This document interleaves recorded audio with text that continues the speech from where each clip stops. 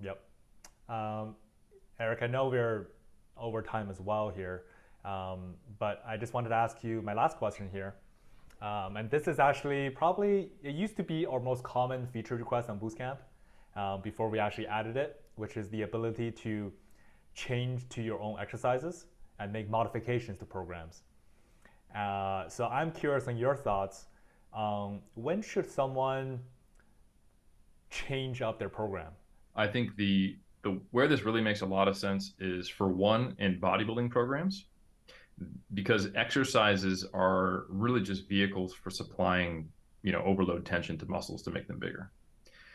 With that said, you have to make sure that you understand a basic level of biomechanics and anatomy to make some of these swaps. And I think that's where, like a good program writer can list what those are. But I think a big picture way of looking at this is that there's really kind of five kind of cardinal movements that I think are an effective way to visualize training. There's your horizontal pushes and horizontal pulls. So that might be like a bench press in a row. There's your vertical presses and vertical pulls. That might be like an overhead press and a lat pull down. And then you have your squat patterns, quote unquote.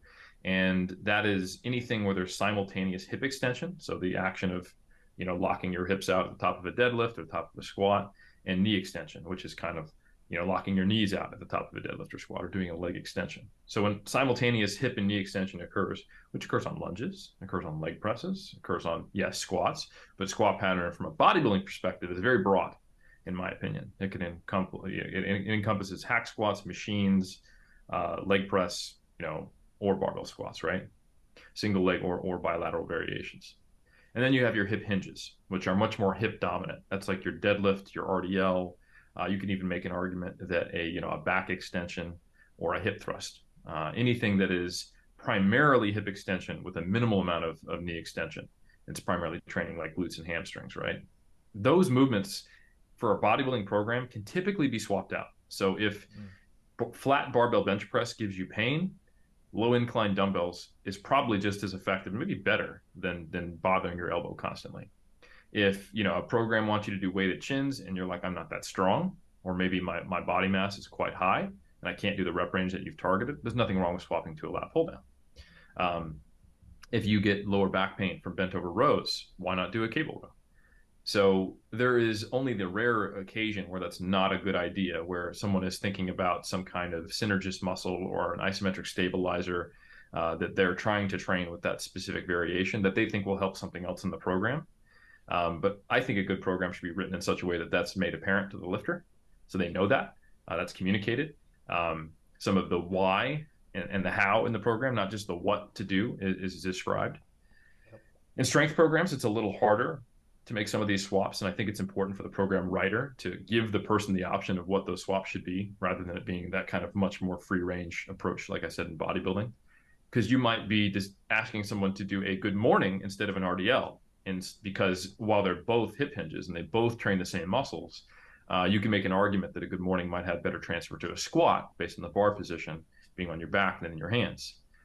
So that might be a different decision that the lifter would make versus the coach if they were to sit down and talk about it. So I think that type of information needs to be considered. And unless you are thinking about the exercise in the same way as the program writer, you as the program follower might make something that could compromise some aspect of the program. So it needs a little more nuance for performance goals, but for bodybuilding, you can generally think of those cardinal five movements or six movements rather, as well as isolation movements as relatively interchangeable. Like it's not like if a dumbbell curl hurts your elbows and a cable curl won't grow your biceps though.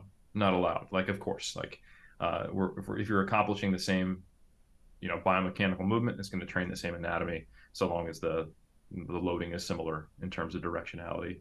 So I think you have a lot more free range, and I will write programs, especially for bodybuilders. And sometimes I put horizontal pull of choice, or what do you have access to, and do you want to swap that out? And I see that as something that is low hanging fruit to swap out.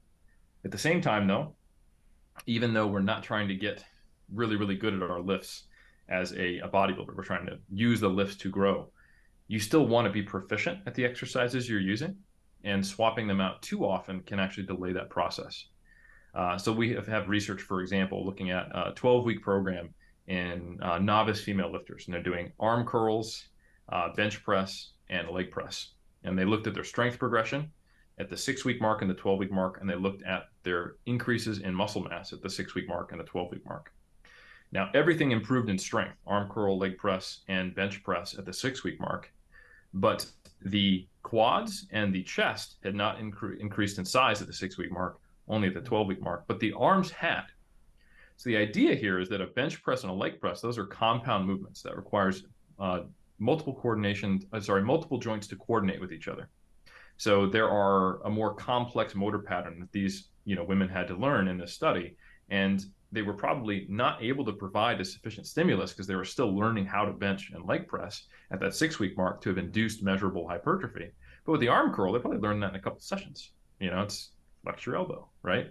So the point being is if they were swapping out that leg press and that bench press, every other week with a different type of bench press or squat pattern, it might have slowed down that progress at that stage. That's something you can definitely do. You can swap out movements when you have a general kind of jack of all trades mastery of all the exercises you like to use. You can, swap them out a little more frequently.